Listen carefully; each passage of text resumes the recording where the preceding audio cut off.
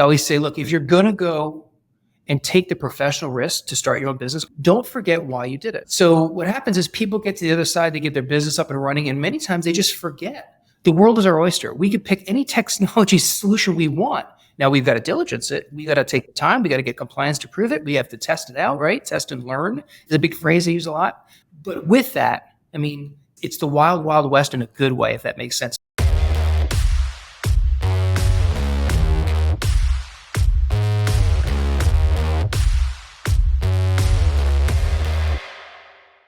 Hey everybody, welcome back to another episode of The Connected Advisor. I'm your host, Kyle Van Pelt, co-founder and CEO of Milemarker. And today I am joined by Craig Robson. Craig is the founding principal and managing director of Regent Peak Advisors. He's here in my stomping grounds of the great town of Atlanta, Georgia, which we're going to talk about. And he is also a rare Southern hockey player, which I'm excited to talk about. Craig, thanks so much for joining the show. Well, Kyle, great to be with you, and thanks for having me. Absolutely. So we're going to dive into the questions here in just a minute, but I've got to just ask about the rare Southern hockey player portion of this, because while we have a large amount of rec hockey leagues per capita for the South, how did you get into that? Has that been something you've been doing for a long time? Tell us about the hockey story. Yeah, happy to. So when people ask where I'm from, Kyle, I say everywhere. My parents work for IBM, which stands for I've been moved. So depending on which point of my life, right? I grew up right outside of Boston, so hence the hockey mecca and hockey connection. I know the Minnesota people wouldn't like me saying that. So I played there for about 10 or 11 years, and then we moved to different parts of the country, and, you know, I'm quite old. So back then, you didn't have hockey in California or in Texas like you do today. So there'd be periods of time where I didn't play at all growing up, and then I'd move to a different area where they had it again. So long story short, played as a kid growing up, and found a way when I was able to afford to go back and play myself to kind of get back into it. And at the ripe old age of 54, I'm still playing and coaching kids. I love it. So does that mean you're a Bruins fan? I am a Bruins fan, yes. Yeah. It's not a bad time to be a Bees fan. They've had a good stretch. That's awesome. All right. Well, we'll probably talk a little bit more about that. But Greg, I always love to start these conversations off the same way. So what I've found in a bunch of these conversations, both on air and off air, is that everybody has their own unique route to financial services. And you already gave us a small glimpse into it there a second ago. Some people's really traditional, maybe they followed in their parents' footsteps or family footsteps. Other people's very untraditional routes, like they sort of stumbled into this backwards. But what we found is that everybody has had what we call a money moment in their life. It was a moment in their life where it just clicked for them that they said, wait a second, this is what I want to do for my career. This is how I want to help serve people. So Craig, for you, what was that money moment that led you to this industry for your career? So you bet, Kyle. So thinking of the description there, I was more the latter. Mine wasn't the traditional route. And it wasn't one moment. I would say it was a series of moments. I studied engineering in college. I like to say effectually I'm an engineer. And so coming out of college, so that in 1991, I was hired by a firm which today is called Accenture Consulting. But again, I'm 54 years old. Back then it was called Anderson Consulting. It was part of the big 8 accounting firms, and they all had their consulting divisions. Anyway, the city of Atlanta was hopeful that they would get the Olympics in 1996. So back then, a lot of these companies were staffing up for the potential work, kind of build it, they will come. So that's kind of what brought me to the city of Atlanta, was actually my consulting background via my engineering skills. So I did that for 3 years, and it was a fantastic first job right out of school. I would say the series of moments, as you said, I'll kind of highlight 3, which I think will answer the question. First and foremost, if you know anybody who does the consulting profession, you're looking at 70 to 80 hours a week on average. If you've seen the movie Planes, Trains, and Automobiles, that was kind of my lifestyle. And Kyle, when you're 20, you can do that. But guess what? It starts to wear on you. Even at the ripe old age of like 23, I was like, wow, am I going to do this for the next 30 years? So the whole kind of quality of life was starting to kind of creep in. Second, what I learned in my 3 years there was, and what I loved was, we were hired as consultants to help solve problems. I still do that today for my clients, right? I love that. And so we'd be on client engagements. We could be hired to re-engineer a specific kind of job line they were working on.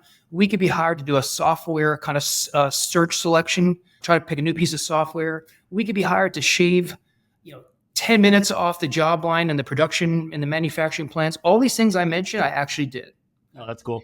And so by the time we finished our kind of project and we presented to the board or the committee, and let's say you were that committee, our recommendations were very well received. They weren't perfect. Nobody is perfect, right? When it was time to then go to the implementation phase, I started to realize that we weren't generally asked to stay. And, after this happened a couple of times, I started to ask the partners why. And they said, well, Craig, they said, it's not that they didn't like our recommendations, it's that we're expensive. And they made the decision, right or wrong, that they thought they could take it from here. They could implement the recommendations themselves. They had the staffing to do that and monitor that as well. And that's a decision every company needs to make, right? But for me, Kyle, the question was, well, how good was our advice, right?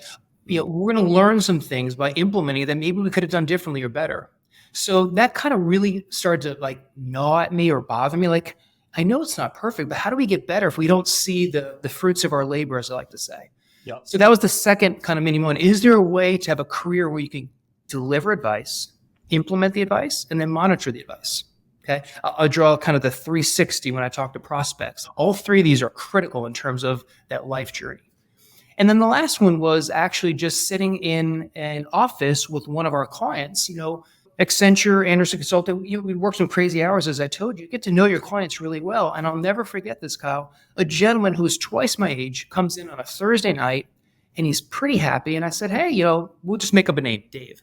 Dave, you seem pretty happy on a Thursday afternoon. What's going on? He's like, well, I just had my annual review or performance review, whatever you want to call it. And he said, and I got a bonus. I'm really excited. I got a new title, all these things. I was like, well, that's great.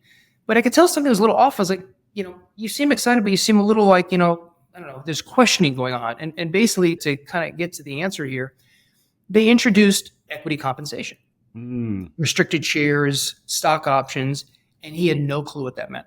And I remember saying at the ripe old age of, I would have been 22, 23 at this point, that's shocking to me. A company is going to introduce this to what we'll call a key executive or a key employee, but they didn't take the time to make sure that the individual knew how beneficial this could be. They weren't getting a return on their investment if they didn't educate that executive of how important that is, that the golden handcuffs, we want you to stay, you're valuable to us.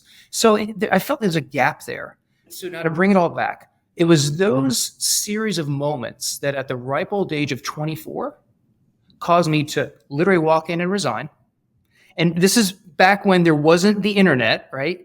I wasn't able to go on social media and throw my resume out there to thousands of people, And I remember calling my parents. I said, I've got some great news. They said, what's that? I said, I just resigned. I quit. They're like, oh, okay, wait, where are you going to work? I'm like, well, I don't have a job. They just thought I was I get checked to the boards is probably what they thought, right? And I said, well, look, I can't find the next job if I don't stop the 80-hour work week and figure out how I'm going to do these things that I think are really critical for my career. And that's what brought me to the wealth management industry. That's so great. So you take some time off there after resigning and you end up where? So of all the places that you could go, the wealth management industry is pretty vast and wide. Where'd you get your start? You bet, Kyle. So this is 1994. And so, back then, I would say the wirehouses were the place to go to. And so I interviewed at many of them, and I was most impressed with the training program at Merrill Lynch. So I got into the industry with Merrill Lynch, and I worked there for 25 years. Huge. So that's a lot of time. So actually, you don't hear much about people who've got over 20 years at a wirehouse and have built some success there and everything, deciding to leave. A lot of times the wirehouses will take care of those types of people and make sure that they're kind of fed. They've got the corner office, they're all taken care of and everything. But as I introduced you in the beginning, you're not managing director of Merrill Lynch, it's Regent Peak, right? So what happened to cause you to make that huge change? Yeah, so I would say, once again, it's a series of events, or a death by 1,000 cuts is maybe a phrase you hear a lot. The first 15 years of my career, I'd say were pretty fantastic. I always tell people, look, I wouldn't have stayed at 25 years if it was miserable, right? So something had to have changed, and it didn't happen overnight. They started to really take what I would say is the customization, the entrepreneurship, the ability to be nimble. Acknowledge you're at a big firm, and it's not going to be super nimble. But I always felt like if you were my director and I wanted to come to you with a unique case, if I can make a business case to you, you would make the exception. You would hear me out and say, that makes sense. We're going to do that for this client. Craig, please don't broadcast this. We can't do this for everybody, right? You would hear me out and say, that's logical. After year 15 and going forward, every time the answer was no. but they wouldn't tell me no right away. They would string me along for a period of time before they eventually got to the no. So, what happened was we lost that creativity. We lost that customization. We lost that nimbleness. And I think the best way to sum it up, Kyle, is decisions were made that were no longer best for the client, but best for the organization. And so at that point in time, we knew we had to leave. Yeah, I've heard that a little bit. I also know that some of the things that you made those business cases for were around technology. You seem to be somebody who cares quite a bit about technology. You had some freedom and things to do that. Is that one of the things that drove you to go independent as well, was the ability to kind of pick and choose the technology that you would use at Regent Peak and things you wanted to do there? Absolutely. So technology is, obviously is critical to everything we do nowadays. From my perspective, the way I think of it is when you're with a large money center bank or an insurance company or a wirehouse, and look, these are all good firms, right? So I'm not criticizing them. It's just a different model. Yep. In that model, technology is selected for the masses. What tech stack solution can we pick that will satisfy the 15,000 advisors that we have? Right. Instead of, well, Kyle, tell me about your business and what are the specific needs that you have, and we'll give you solution X. And Craig, what do you need for your clients? You need solution Y. That doesn't happen, right? It's one size fits all, or sometimes you hear everything goes down to the lowest common denominator, and that starts to get really frustrating. So as I mentioned earlier, in my first 15 years, I had the ability to do some one-offs, to go off shelf, as I like to say, with technology, paid for it out of my own pocket. Yep. Because I thought it was best for my clients, and compliance approved it. And then over time, they just said, you can no longer do that. And they never gave me a reason why. So I had to just assume what the reason was. We want you to use what everybody else is using so we can kind of just monitor it. Fast forward here, I always say, look, if you're going to go and take the professional risk to start your own business, Kyle, don't forget why you did it. I mean, you are taking risk, right? Yeah. So what happens is people get to the other side to get their business up and running, and many times they just forget. Like, wait, the world is our oyster. We could pick any technology solution we want. Now we've got to diligence it. We got to take the time. We got to get compliance to prove it. We have to test it out, right? Test and learn is a big phrase I use a lot. But with that, I mean, it's the wild, wild west in a good way, if that makes sense. So I'm going to give you two quick examples. When I was my previous employer, we used Salesforce. There's nothing wrong with Salesforce from a CRM perspective. They're the biggest, the behemoth. Everybody knows them. When we started Regent Peak, we stayed with Salesforce, kind of, we just needed to get our feet under us and get our business up and running. But over time, we realized that CRM tool was not best for our firm. We needed a CRM tool that was less about how many phone calls are 1,000, sales professionals doing. We needed a CRM that was going to help us build out tasks and workflow and processes. And so we switched to a firm called HubSpot. And that is more nimble and customizable, is that the right word for us, than it was on the Salesforce side. So again, nothing wrong with Salesforce, probably geared more towards the masses. It just wasn't really ideal for our firm. The second was we hear about artificial intelligence all the time. We're now leveraging technology in our financial planning software using artificial intelligence. So Kyle, look, if you're a hypothetical client, I will now ask you for your homeowners and property and auto insurance policies, acknowledging I'm not licensed in that. I'm licensed in life insurance, but not homeowners and auto insurance. I'm going to ask you for your estate plan, acknowledging I'm not your estate attorney. I'm going to ask you for your tax returns, acknowledging I'm not your CPA. With that, we can take all these documents, we can leverage a third-party financial planning technology solution that we've diligenced that basically will give us, in essence, the executive summary of all those documents. And then I could come back and look at it with you, and then we collaborate with your CPA, your attorney, your property and casualty professional. It just changes the conversations, and clients love it. They're like, I've not looked at my homeowner's policy in 10 years. I have not looked at my estate plan since I lived, in the previous state 2 jobs ago, right? My CPA, hear this a lot, does my taxes, but really doesn't give me any tax advice. So we're able to leverage artificial intelligence and take these documents and very quickly turn them around and have a very productive conversation. Those are things that I could never have done in my previous employer. I can't speak for what's happening today because I no longer work there. But I think that's the difference is we're finding solutions that work for our practice, that are best for us, not best for the masses. So I'm going to pause here and see if that answered your question. No, that answered it in a great way. And I love that. And it's a decent seg into what I wanted to talk to you about next. So one thing that I think Regent Peak is planted their flag in the ground about is, and I love this, is that you work with wealth creators, right? So lots of people say, hey, we want to do wealth management for people. We want to find retirees. We want to do this. But you've specifically used the language around wealth creators, which is, I think, highlighting a specific type of person. And they are going to be folks who need everything that you just described, right? There's complexity to what's going on. They've probably got a bunch of K1s that they're dealing with and all kinds of things along those lines. Maybe it's from your time when you were at Accenture, Anderson, or things like that. But how did you zero in on wealth creators as a specific niche for what Regent Peak wanted to work with? So it certainly did happen overnight. I like to say if you had asked me, 30 years ago, if I thought I'd be working with wealth creators in the different ways that we do, I'd be like, are you kidding me? I'd be happy to get my first client, right? It was honest, right? So over time, hopefully you have evolved. So we all evolve. I'm sure you're better at your craft today than you were 5 or 10 years ago, right? We all should be. Otherwise, we should probably stop. So over time, what was happening is as I was having more deeper and more granular conversations with our relationships, I noticed that they were wanting and looking for more advice, right? And ironically, it just kind of coincided with the wealth management industry, where the wealth management, specifically asset management, fees were getting compressed. It was becoming more of a commoditization, and that's okay, right? But that doesn't solve where most clients say, look, we all can buy Microsoft on any website we want for no friction cost. I think that's great. But how does that position tie into the outcomes and the goals and your priorities and things you'd like to do in your one lifetime, right? So the quick answer is, as I started to just have deeper and more broader conversations with clients about what was most important to them, what are the things that they want to accomplish in their one lifetime, I started to realize that the more complex one's situation is, the more we can help them. And so I just kind of said, look, who has more complexities in their life? And it's usually, right, business owners, corporate suite executives. So that could be a CIO, CFO, CEO, COO, right? It could be multifamily generational wealth, ultra high net worth families that have, right, the matriarch and patriarch, and then they got Gen 1 and Gen 2. And how do we make sure, to the best of our abilities, that the wealth is being not only passed on, but will continue to grow to the next generations versus unfortunately being lost, which is what the statistics say typically happen, which is really sad, right? So what I learned is that we could serve these relationships really well. So we decided to make a focus to really get coached up and get more training in terms of learning the needs and wants of these individuals and specialize in these areas. This podcast is brought to you by Turncast. We make game-changing content for fintech and financial services companies. Learn more at turncast.com.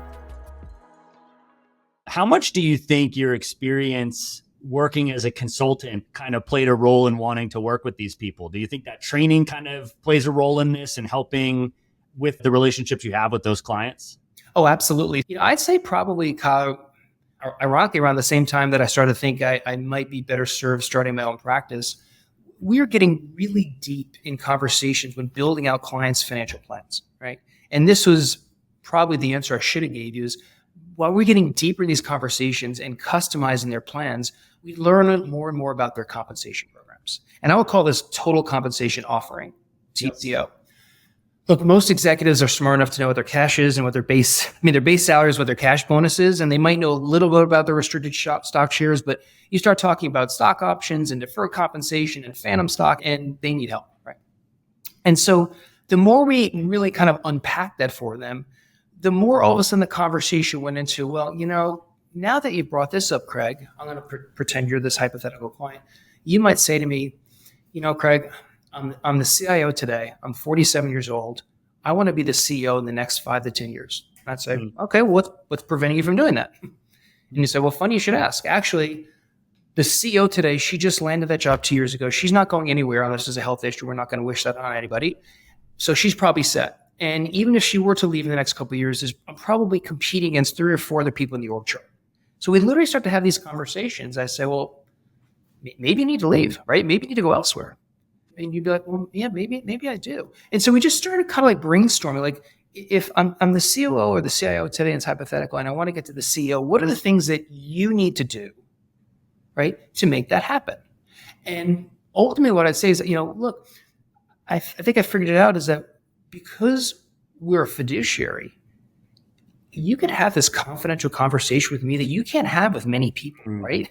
Your spouse, your CPA, but like you're not gonna, you don't want that to get out, right? So we just had just awesome conversations. And so what I was ultimately tell my clients is, look, your job is to go, right, make it happen. when you think you're close, you've got an offer, come to me. Let's map out your current compensation program versus what they're offering you. And let's make sure you're not giving up anything. And oh, by the way, you should be rewarded for taking the professional risk. So let's make sure we're extracting every possible benefit and dollar that's available. So this kind of, we call this almost like executive consulting.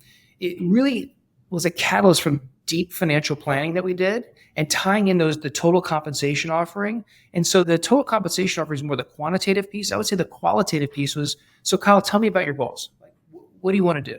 I'd love to be CEO. Okay, well, you seem like a sharp guy. What's preventing you from doing that? So that's kind of a mini, story about how things evolved over time. Did I ever think I was going to be doing that 30 years ago? No, but here we are today.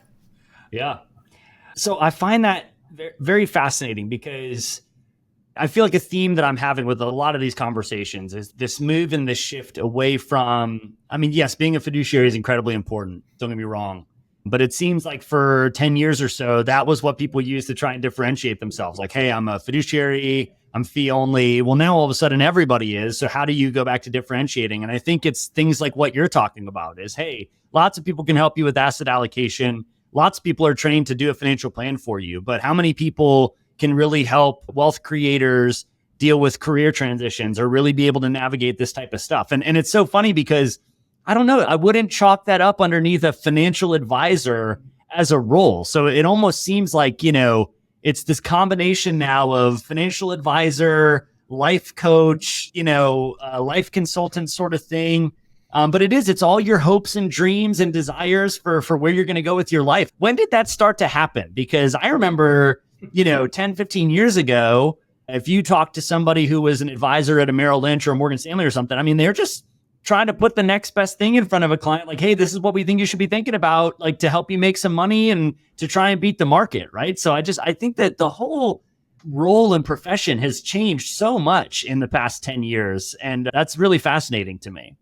Yeah, I would agree. So there's a couple of things you said there that I'd love to kind of expand on, if I may. So the fiduciary conversation, the word gets thrown out too loosely, right? Look, everybody has good intentions and everybody would want to be a fiduciary if they're in this industry. Otherwise, they shouldn't be in this industry.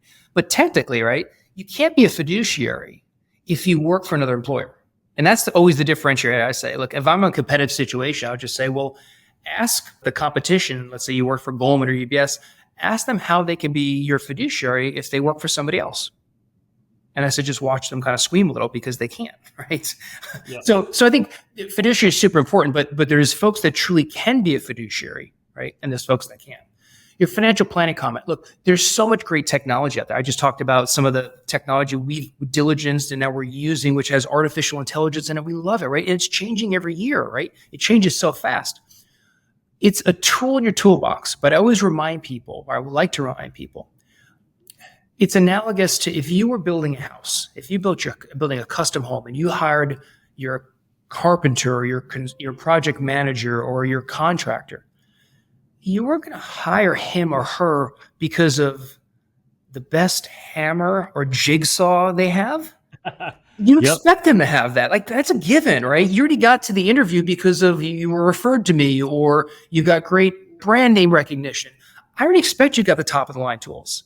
It's your customization of how you build your homes. It's how you can take an architectural design from an architect and say, well, this is about 95% right, but here's the nuances of it. And that comes from the experience and just doing it time and time again. And so I always say the financial plans are incredibly important, but it's the delivery of the plans and the follow through of the plans, the articulation of plans. I think that's where I always like to say in our industry, it's an art and a science. The science is the actual plan itself. The art is communicating, delivering it, and deciding the prioritization of what we want to follow through on. The last thing you said, you mentioned earlier, I want to hit on this a little, so the wealth creators, we think about this as a couple of different buckets. I talked a little bit about kind of the corporate executives, right? So business owners, multifamily generational wealth, divorcees, these are all that we kind of group in kind of our wealth creator categories.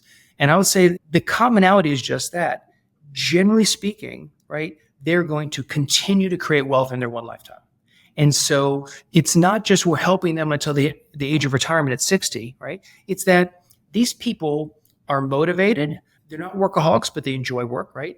And they want to make sure that they continue to stay on top of their game. And so they're going to need that counterpart, that objective entity that can help guide them through the different life choices, life journey, however you want to think through that, right? Which happens to all of us. It's rare, Kyle, that anybody's financial plan that I review is the same as it was 3 years ago. We're human. We're going to make changes. We're going to try something different. And so we like to make sure that we're also challenging our relationships. Like, is there anything else you want to do in your one lifetime?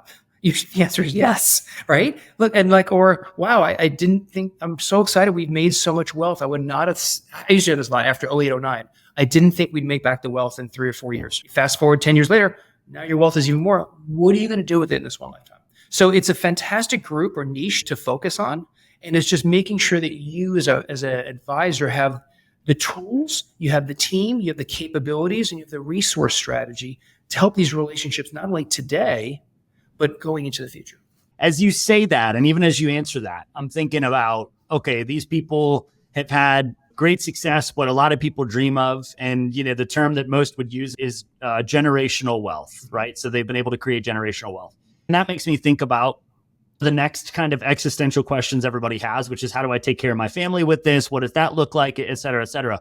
And I know one thing you're very passionate about is helping the multifamily generational wealth aspect of this. You help run family meetings, you help do things like that. And again, this goes into how the role of an advisor has kind of evolved over time. And listen, if you've been in this space for any amount of time, you've read the headlines, you've read the articles, the greatest transfer of wealth is coming, there's all of this stuff, but yet also most kids aren't going to work with their parents' financial advisors because the advisors don't engage the kids. We all know all of the data, all of that stuff, but you've made it a huge point to try and help people with family meetings, with discussing what all of this looks like, helping educate the kids. So I've kind of got a twofold question. Is any of that inspired by those early executives when you started doing this, where they didn't understand how their compensation worked? And you're like, how could you not understand how your comp works? I could see the parallel to kids not understanding how the family's wealth works and wanting to educate them. And then number two, just like, where did that come from for you, like wanting to reach out and actually start doing this? You could just keep going along to get along with your wealth generating clients and making it happen.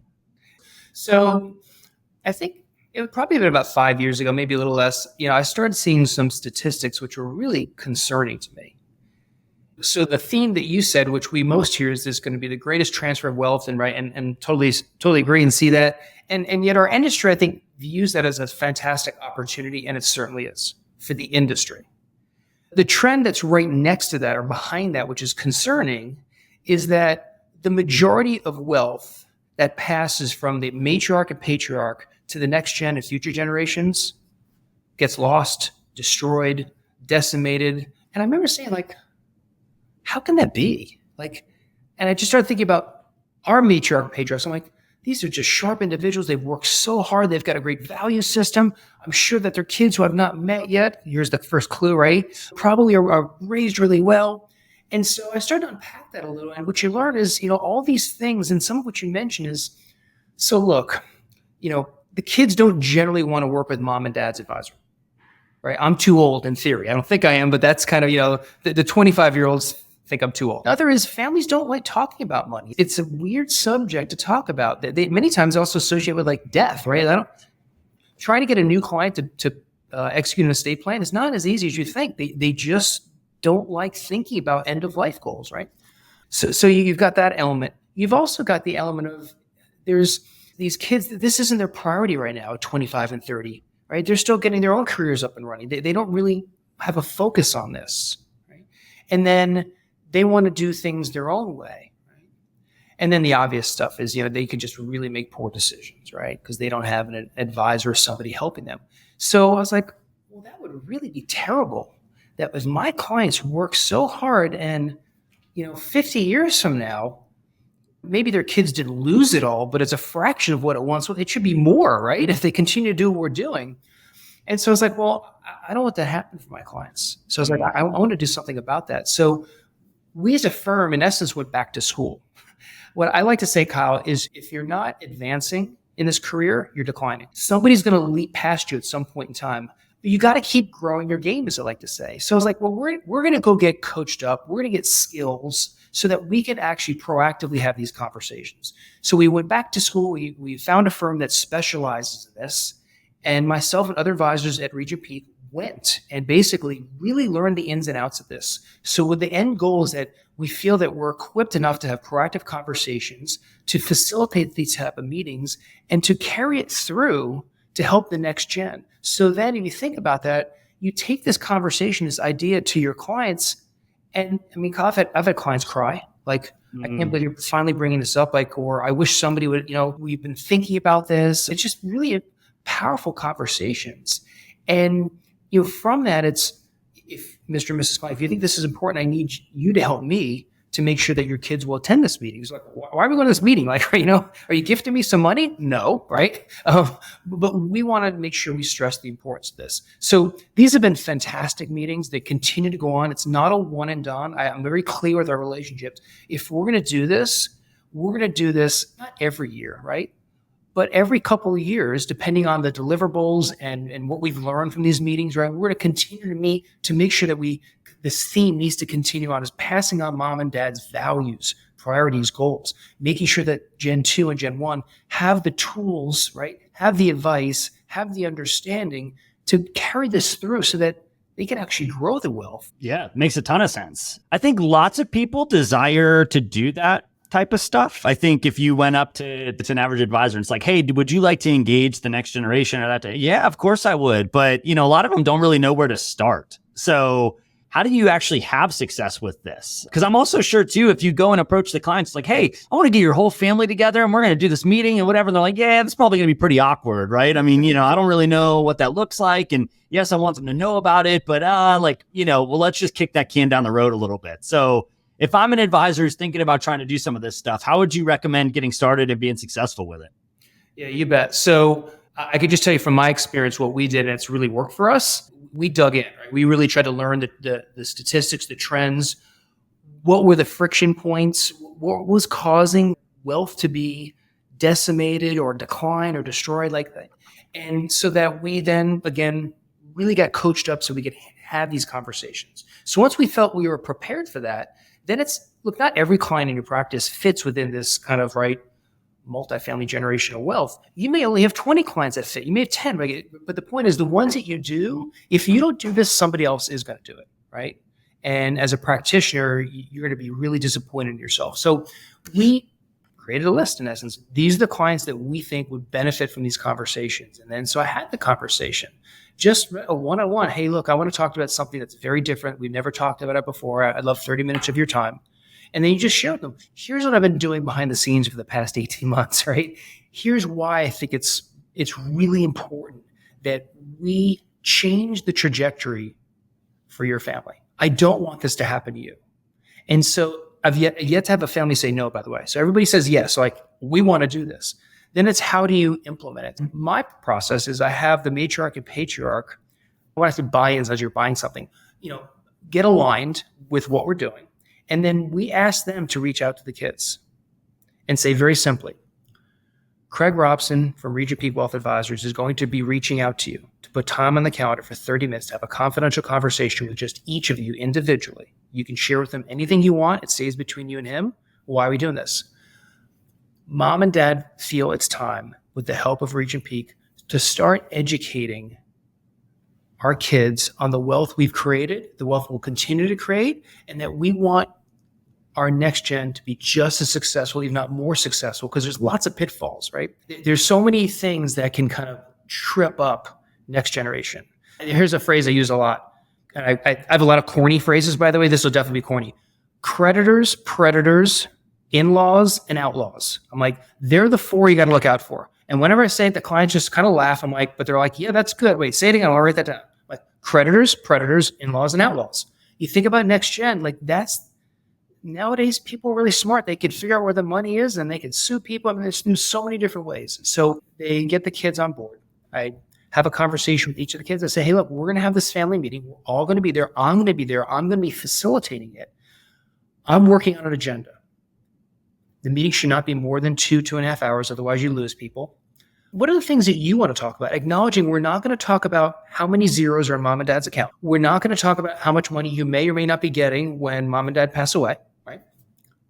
Well, we are going to talk about what questions do you have, right? You obviously know mom and dad are successful. They may say like, God forbid something happens tomorrow. Who do I call? It could be, God forbid if my mom passes away, she does everything in the house. Does dad have any of the passwords to get into anything? He's going to be lost, right? It may be they need me as the healthcare power of attorney. I do not want that responsibility, Craig, but I'm afraid to have that conversation, right? I mean, all these are real examples, by the way, that I've had in meetings. But mom and dad never knew that because Gen 1 was afraid to have that conversation. So you tie back in, and I just give like overall feedback to the matriarch and patriarch. I said, these are some of the things I've learned. I'm not going to tell you who said what, but I think these would be things that would be great to talk about. So we'll pick 2 or 3. Family governance is always one of them. Like, we're going to have a conversation about family governance. Another one could be who are the key advisors that the kids need to know? God forbid something happens to mom and dad, right? Who's their CPA? Who's their attorney? Who's their wealth advisory team? Who's their healthcare practitioner, right? I mean, we have it, right? Then there's usually a unique one. And so super productive, very beneficial, cementing relationships. I've got fantastic relationships with kids I didn't have just 2 or 3 years ago. So that's how we do it. I love that. I think that is a really thoughtful approach on how to do this. I think you make the clients feel comfortable. I think you probably make the kids feel comfortable. And I love how proactive you are about that. That's super cool. So one last thing I wanted to ask you about, and maybe this entire conversation so far is kind of the answer to this, but you've had a lot of success at creating referrals. And I think lots of people in this industry love to build their business off referrals. Like, hey, I do great service. People tell others about it, and then they're just going to come work with me. But, organic growth and all of that stuff is a huge discussion in the industry about how firms are growing their firms and things like that. And referrals are a big portion of that for every business. So how are you able to create so much success with referrals in your business? You bet. So I'm the business development person within the firm. So you asked the right person. Let's talk with the easiest one, referrals. Look, you do a really good job for your clients, as you should, right? You've built up credibility, as you should.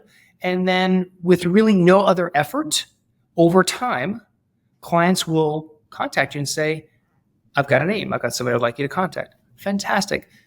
There is minimum effort on my part for that name that you are going to give to me. I'm going to thank you profusely, right?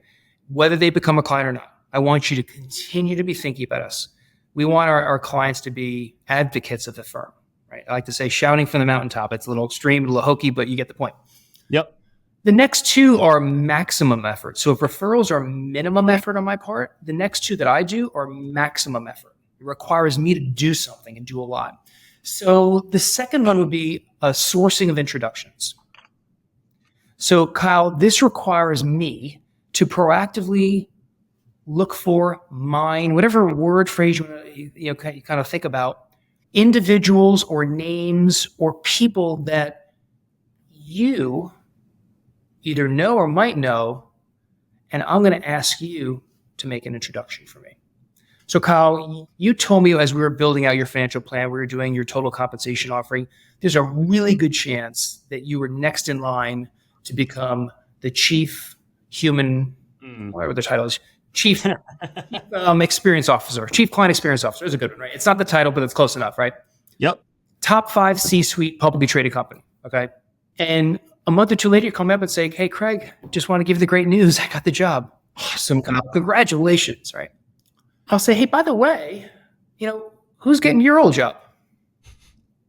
Oh, that's Colby. I said, okay, I don't know Colby. Who's Colby?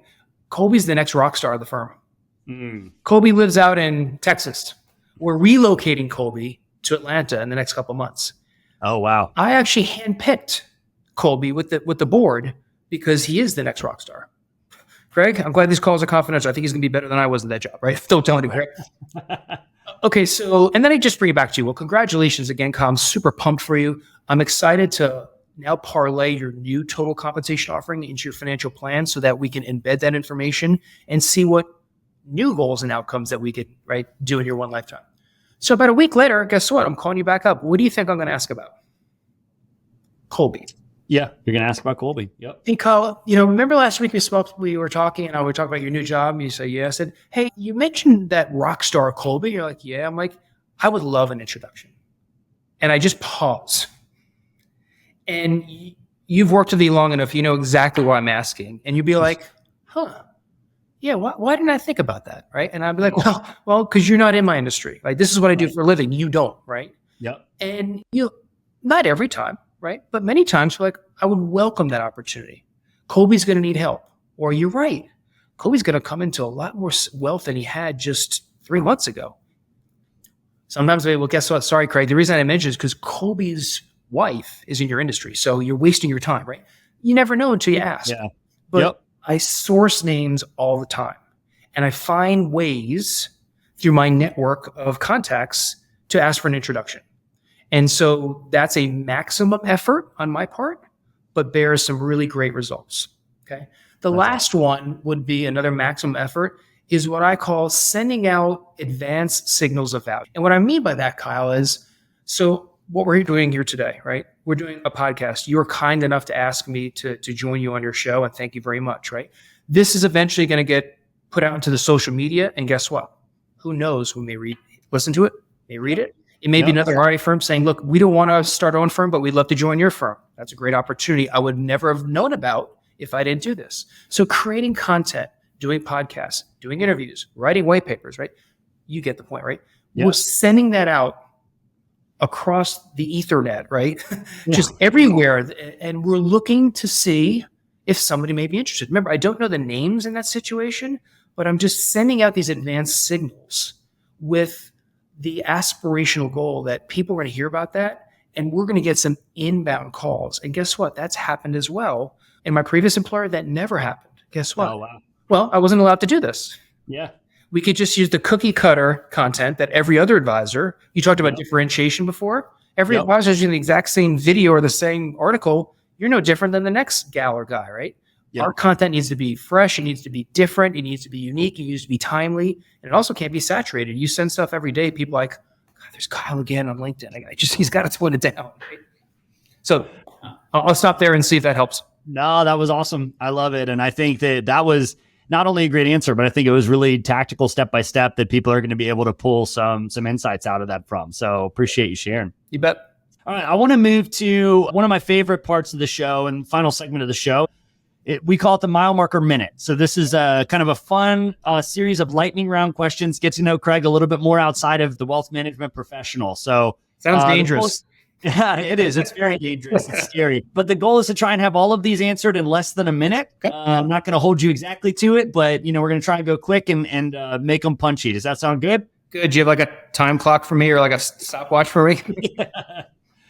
I've got it going right up here. Good. All right. So, Craig, here's my first question for you. You are an Atlanta native. Atlanta has a couple of local pizza joints that people love. So for you, what do you like more, Antico or Fellini's Pizza?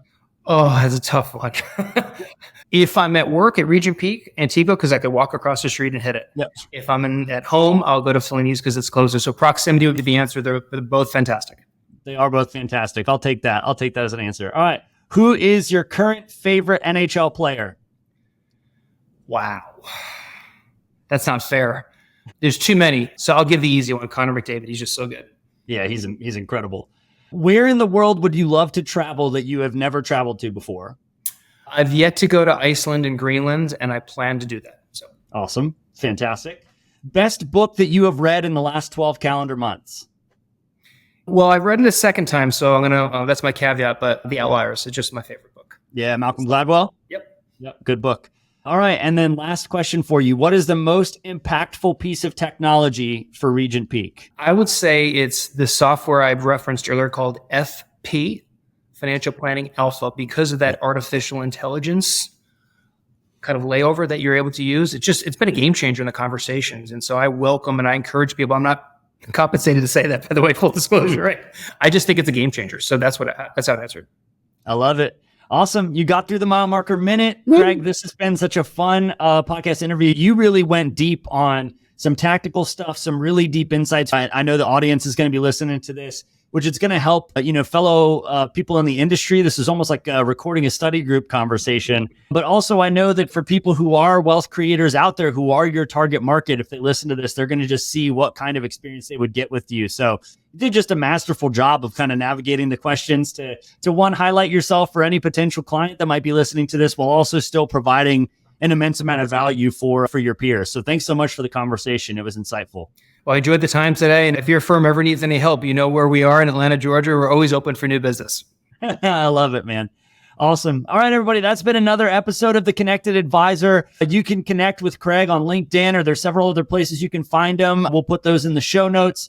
Please make sure you click follow or subscribe wherever you're listening to this so that you can be sure to see the next one when it comes out for other great conversations like this one with Craig. But until then, have a great week, and we'll catch you on the next episode.